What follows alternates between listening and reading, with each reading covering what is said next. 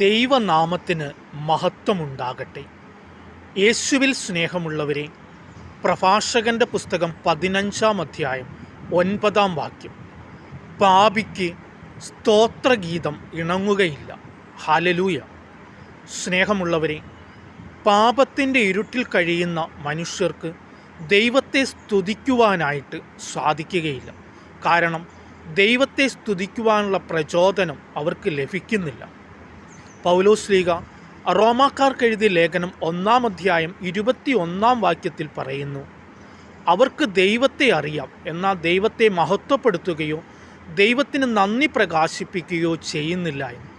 അതേ പ്രിയമുള്ളവരെ, നമുക്ക് ദൈവത്തെ അറിയാം, ദൈവത്തിൻ്റെ ശക്തിയും അറിയാം.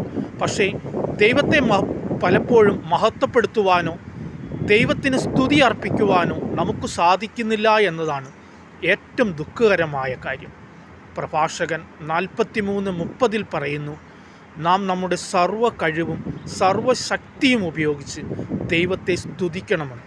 സ്നേഹമുള്ളവരെ, നമുക്ക് നമ്മുടെ ജീവിതത്തിൽ സർവ്വ കഴിവുകളോടും ശക്തിയോടും കൂടി ദൈവത്തെ മഹത്വപ്പെടുത്തുവാനും സ്തുതിക്കുവാനും സാധിക്കണം.